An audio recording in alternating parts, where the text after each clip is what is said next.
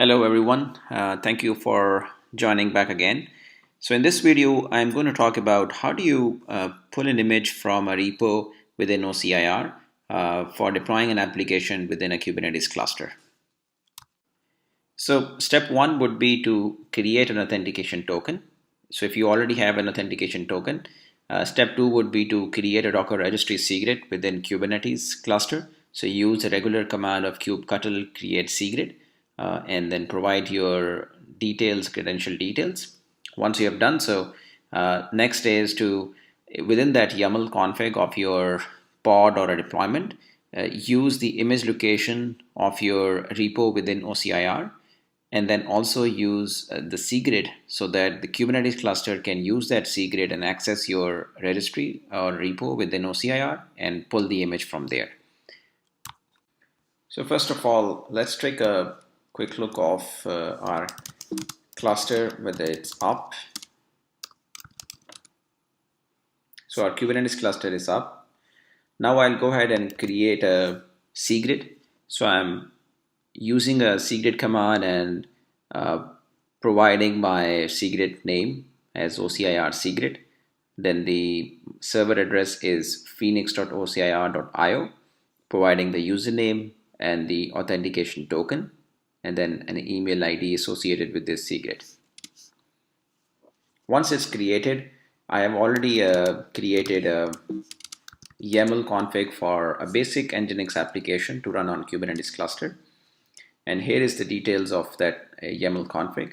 Now in here, you can see two main points. One is the image location, which is phoenix.ocir.io with the tenancy name and the image location with the tag of that image.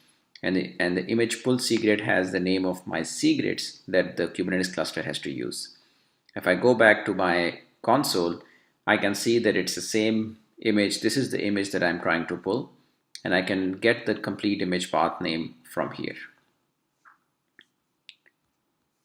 Now let's go back and use this image in my deployment. So I'll just do -f. So the pod has been created. If I do get pods, I can see that the image pod that I just created is already up. It is with the nginx.ocir name and just up like 9 seconds ago.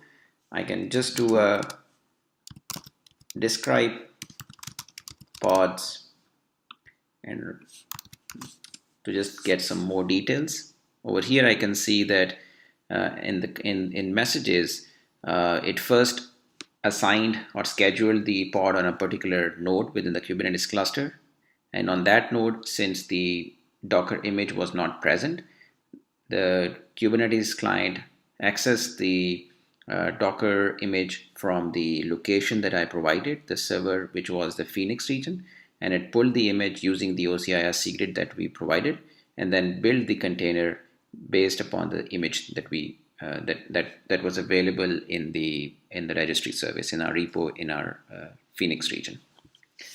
So that's all for this video. In the next video, we'll take a look at the image retention policies within the OCIR registry service. Thank you for joining.